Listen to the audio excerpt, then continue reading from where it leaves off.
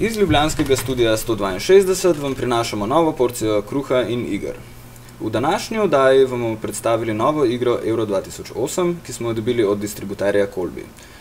Novi naslov se v seriji nogometnih iger od svojih korenin ni dosti spremenil, temveč še vedno vsebuje iste elemente igre, saj je konec koncev igra narejena po športu in ne obratno.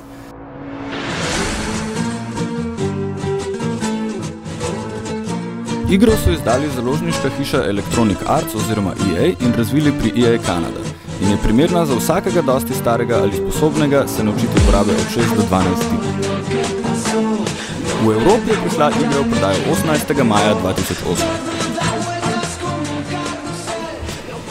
Igra je bila naprogramirana v glavnem za konzole, in sicer PlayStation 2 in 3, PlayStation Portable, Xbox in PC, kar se opazi ob prvem soočenju s kontrolami v igri.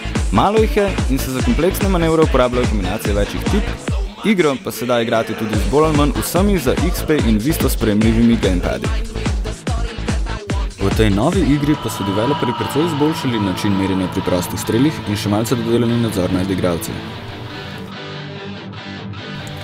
Igra je kot vedno zabavnejša z realnim soigralcem, EA Canada pa so se tokrat še posebej potrudili za medmrežno igranje, saj se je zelo lahko povezati s soigralcem preko interneta.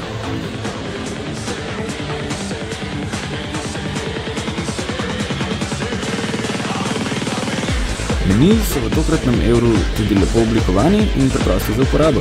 Glasba je še kar dobra, tokrat s skupinami kot so Infected Mushroom, Rammstein, The Magic Numbers in drugimi.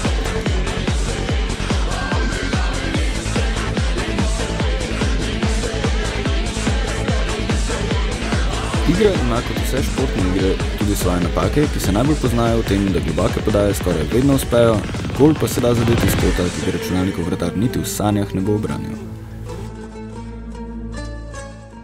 To je za danes vse, a konec koncev igra je igra in šport je šport. Računalniška igra nikoli ne bo primerljiva s pravim nogometom in je kvečjemu le nadomestek za deževne dni. Zdaj pa peta ven, špilet fuzbal.